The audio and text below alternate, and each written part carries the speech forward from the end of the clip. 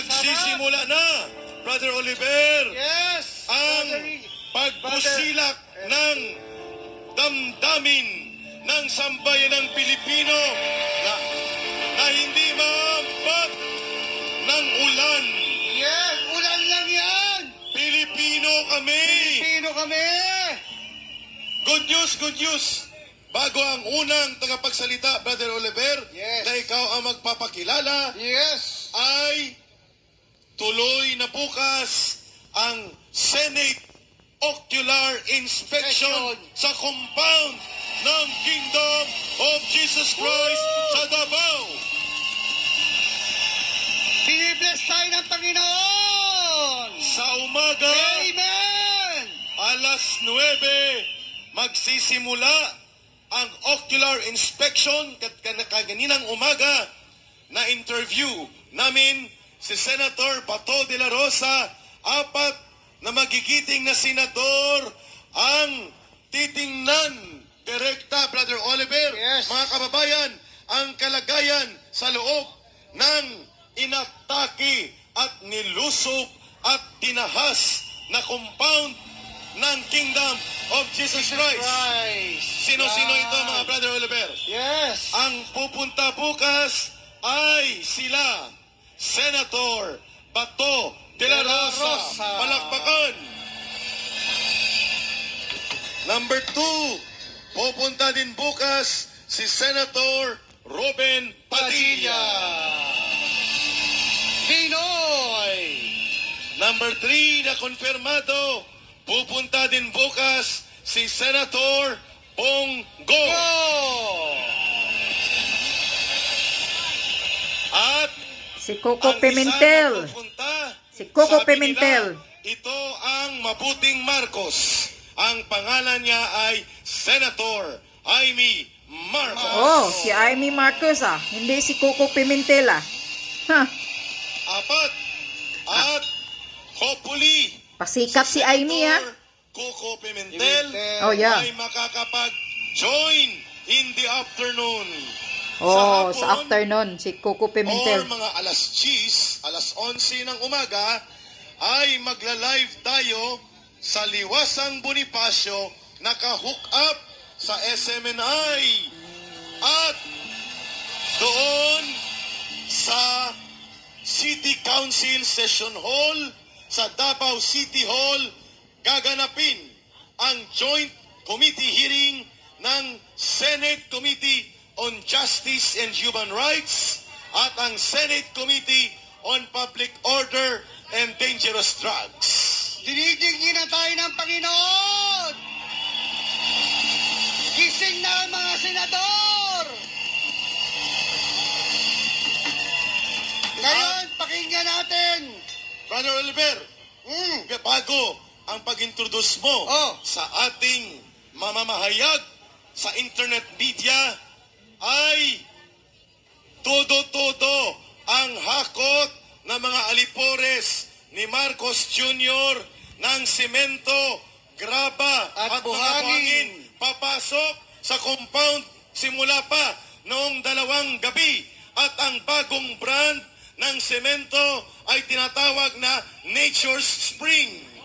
Bakit, Brother Oliver? Kasi Nature Spring ang gagamitin nilang tubig! dinago nila sa ilalim ng mga bottled water na Nature Spring. Ayan. Ayan, Ayan, panoorin po natin! Lasok sa karton, sa ibabaw, mga bottle water.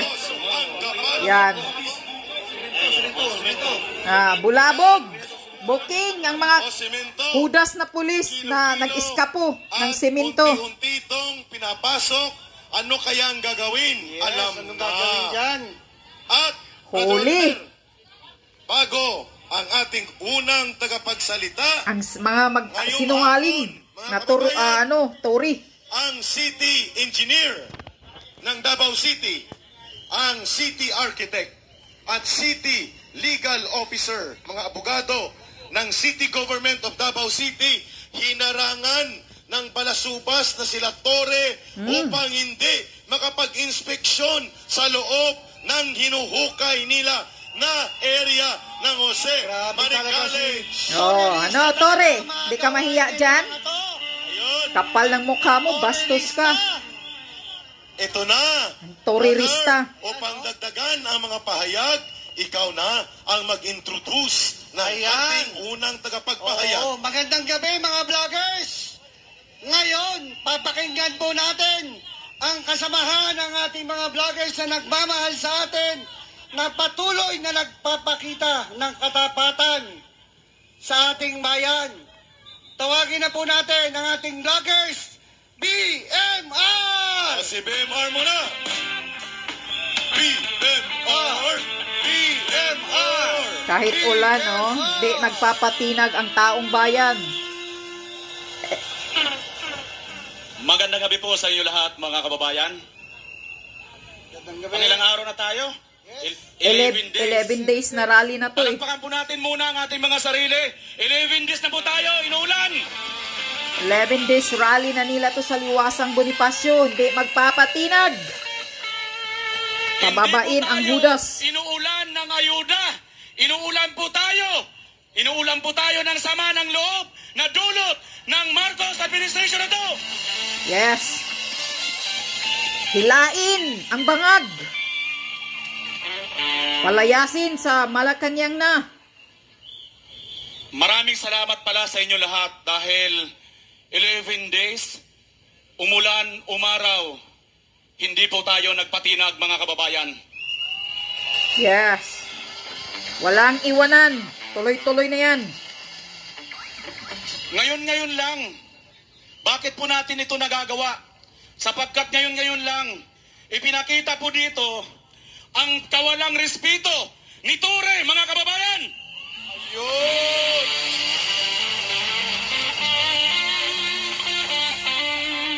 Pag-umpisa pa lang natin kanina, dumating tayo, nakikita na natin sa live video ng KOJC ng Isiminay, doon po ngayon sa compound, at nakita ang mga taga-senado na mag-i-inspection doon, ay hindi na kaagad pinapasok.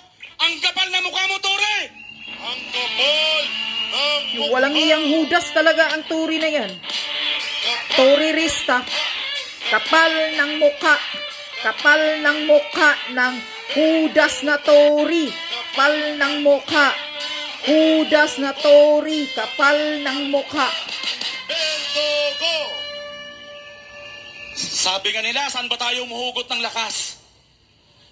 Ibalik natin ang tanong sa kanila. Saan ba umuhugot ng kapal na mukha si Ture? Sa bangag. Sa among bangag. Sa bangag.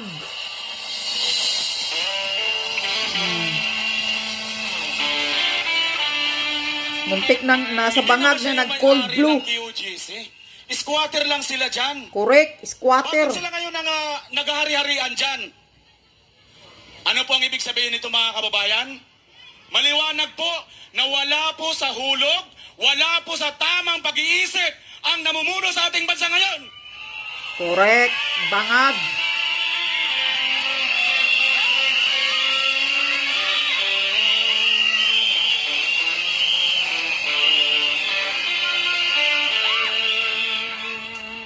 Napansin nyo, every time na lang na mayroon tayong gaganapin, natatakot sila. Bakit? Tingnan nyo yung Martes ng napakarami po nagpuntahan dito. Nagpalabas sila ng sarili nilang multo para lituhin ang taong bayan.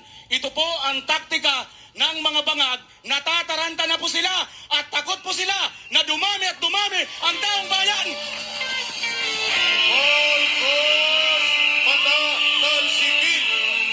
Marcos patatalsikin! Marcos patatalsikin. Marcos resign bangag. Marcos patatalsikin. Marcos patatalsikin! Alam nyo, mga kababayan, sa hirap ng ating dinanas bago nakarating dito, hindi po ito naging hadlang sa atin. Katunayan po, ang Metro Manila ngayon ay binabaha, mga kababayan. Tama! Hindi lang po Metro Manila, yung karatig, mga lalawigan ng Metro Manila binabaha. Correct. Pero hindi po itong nagpapigil sa atin para hindi po tayo makarating dito. Binulsa kasi ang 1.4 billion budget araw-araw. Na hindi Hindi sa po flood tayo control. narito dahil lang sa ating sariling interes. Hindi lang po ito interes ng QGC, ni Pastor Kibuloy, o ng STBNay.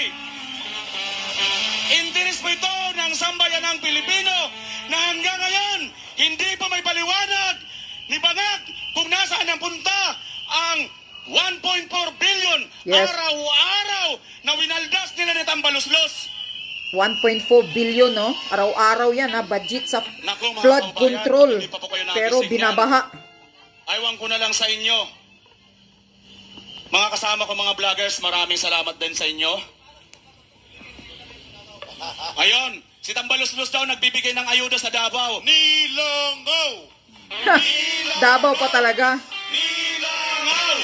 Nilangaw! Walang pumunta.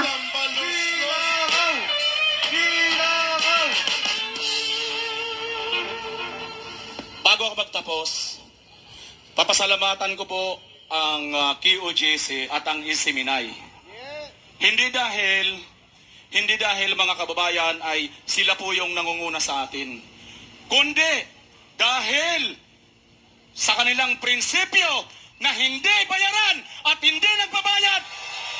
Mabuhay! Maraming salamat, STBNay at QGC. Ayun! Mabuhay, BMR! Mga kababayan! Brother Oliver! Ang galing mo talaga, BMR. Idol kita. Okay! Idol ka ng bayan. Brother Oliver, total nandyan ka na sa entablado. Kumuha ka ng reaksyon, 2 o 3 sa kababayan natin kung ano ang kanilang panawagan para Oo, bukas maganda yan. sa Senado na investigation. Go ahead. Oy, maganda yan. Brother Oliver, take it away. Bigyan- 3 or 4. Bigyan mo nga ako ng isang Bisaya, isang Ilocano, at isang Batanggenyo. Oh, go, go, go. Dito po tayo sa harapan. Para magsalita po, Lapitan mo kailangan na. po nating ilabas Brother Oliver, ang ating- lapitan mo na. ang ating hinaing. Magpili ka na. Sino po ba dyan ang... You kailangan- choose. Ano ang inyong saloobin at panawagan na ngayon pa lang Si Sir hindi pa Karen, nagsisimula ang investigation at inspection, hinaharang na ng mga Opo. bildugong pulis ni Marcos ang pag-inspect ng Senate Advance Team sa Ay. compound. Ha! Magandang gabi Ayan, ha? sa'yo. Senate Advance Ano po Team. ba masasabi nyo ngayon sa nangyayari at sa Senado? Nagigising na ba sila o ano pa ba ang inyong masasabi sa mga taong gobyerno na patuloy na natutulog at hindi man lang matulungan ang mga KOJC members sa Davao? Pero ngayon, bukas daw ay darating sila. Ano po ba masasabi nyo, Tay? Mga kababayan, Oh. magandang gabi po sa inyo at salamat na dito sa lugar na ito nagkakatipon tayo para hiyag ang ating mga damdamin, ang ating kalooban, ang ating pinaglalaban, lalo na hindi lamang ang QGC kundi ang buong Pilipinas na nilalapastangan itong nasa gobyerno na walang mga utang na loob. Una si Bongbong Marcos. Maminday. Nakikita mo Bongbong Marcos, Karen, itong mga tao ito, nasa harap dito sa liwasang Bonifacio, ito na budol mo. Kami ang naglagay sa'yo dyan sa Malacanang, kay lumayas ka na dyan. Wala kang utang na loob. Correct. Lumayas. Nung magpunta ka ng magtatay mo galing sa Hawaii, nung dinala sa Lawag. so pinapalayas ni tatay si Marcos. Tama. Nandun po ako. Kinamayan mo ako. Kala ko mabait ka dahil pasalamat ka. Ngunit, salbahe ka pala sa lahat ng presidente. Marcos Ikaw nakilala ko. Salvahi! Marcos Pinakasalbahe. Salvahi! Presidente. Marcos Salvahi! Marcos Salvaje. Marcos Salvahi! Marcos Salvahi! Marcos Salvahe. Talagang wala kang kwenta. Kahit isang kurot na tinapay, di man lang ako napakain. Na naghirap ako una sa tatay mo hanggang sa'yo ngayon. Wala kang utang na loob. Ayun. Talaga, Bongbong Marcos, pinakawalang hiyakang presidente umupo ng Pilipinas. Hindi ka karapat dapat maging presidente ng Pilipinas. Maraming salamat, Sinisira mo ang bansa. tatay. Hindi lamang QJC kundi ang bungsa. Ayun. Bansa sinisira mo. Mga kababayan, gumising na kayo. Wag lamang kayong manood. Okay. Wag lamang sa TV. At saka yung mga cellphone. Magkaisa na tayo para ipaglaban ang ating karapatan. Sapagkat may karapatan tayo dito sa Pilipinas. Sapagkat parang-pareho tayong mga Pilipino. Tumayo na po tayo mga kababayan para sa ating katarungan sa bansang talaga. Okay, tatay, nilipat tayo sa kabila. Maraming salamat po. Salamat po. Maraming salamat. Tatay, nasarapan ng magsalita eh. Gigil. Oliver, wait lang. Brother Oliver! Wait mo na. Oliver! Dito po, si Tatay. Oh, go ahead, Ma'am Tay, Karen. tagasan po kayo, Tay. Tayo po kayo, Tay. Taga Negros Occidental po. Oh, kababayan ko yan, Ilonggo. Ilonggo, Negros Occidental Gid. po.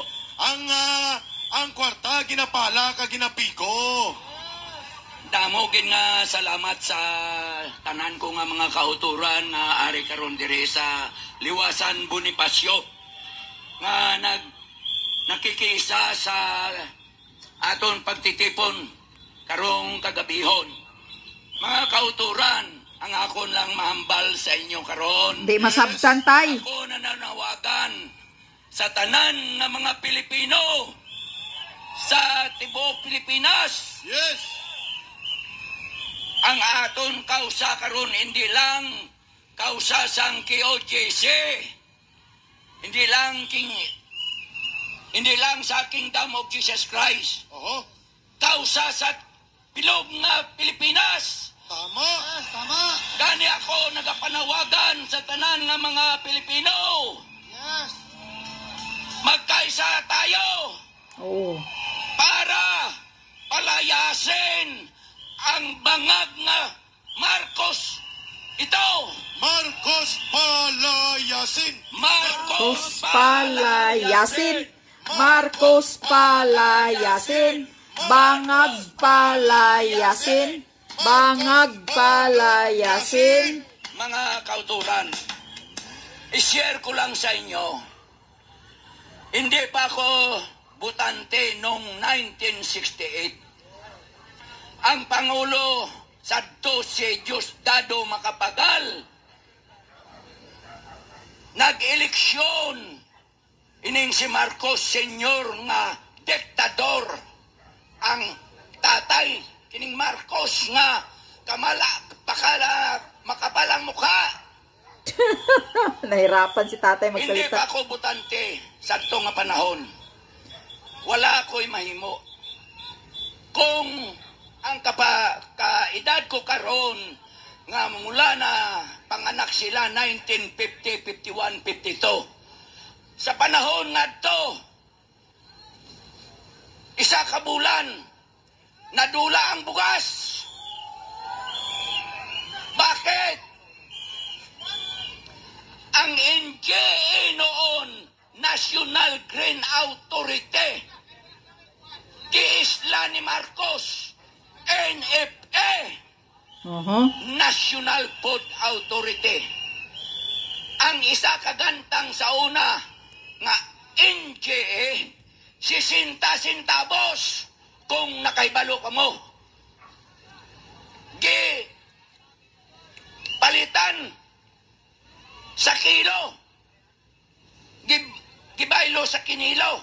Ang isa kagantang mga kauturan nga 60 centavos. 2.2 kilos na. 1.50 ang kilo. But pasabot. 3 pesos na. Ang isa ka kilo. Ang isa kagantang. Karon, ang gipangako sang bangag ng Marcos Jr. nito nga 20 pesos. Asa na? Wala na. 20 pesos, 1/4. Wala na. 1/4 lang. Ayun. Makapal ang mukha. Panawagan ko sa tanan nga Pilipino. Palayasin! Yes. Palayasin! Ang galing ni tatay ah. Yasin. Marcos palayasin. Marcos palayasin. Marcos palayasin! Brother Oliver. Ka-Eric, Amola na ang ma-share ko sa inyo Salamat, mga tatay. kauturan. Thank you again, thank you. meron pa pong isa, pwede pa po. Okay. Si ate. Ate, Pira, ano ang gusto mong ipaabot sa ating open microphone forum? Naglipog ng ulo ni tatay. Mayong hapon sa tanan. Mayong hapon. Una, magpasalamat jud ko sa mga senador nga sa wakas. Jud, makialam na jud sila sa naitabot kay OJC. Daghang salamat. Yes. At last, base na hapit na namo makamtan ang hustisya jud sa gihimo diani sa kay OJC. Ayun. Og ang mensahe nako para kay Marcos, no? Ngano nabuhi pa man ka, sir? Uy, Ha? nabuhi pa. Ngano nabuhi pa man ka, unta na dayon na naka sa imong emergency room dito. Pero, Marcos, unta imo ni madungog ang among mga boses dire. Nagpadayon mi, unsi na mi kaadlaw ni adire nagpadayon bisan nagabagyo. Kay ngano, gusto jud namo nga ikaw mismo muhawa na sa Malacañang. Ayun. Bumaba na! Marcos Palayasin. Marcos Palayasin. Marcos Palayasin. Marcos Palayasin. Okay na po ka, Eric. Okay na po tayo dito. Okay na. Okay na. Mamaya back naman to ulit stage ang na po. ating open microphone forum. Salamat kay Brother Oliver, kay Ma'am Karen. Sa lahat.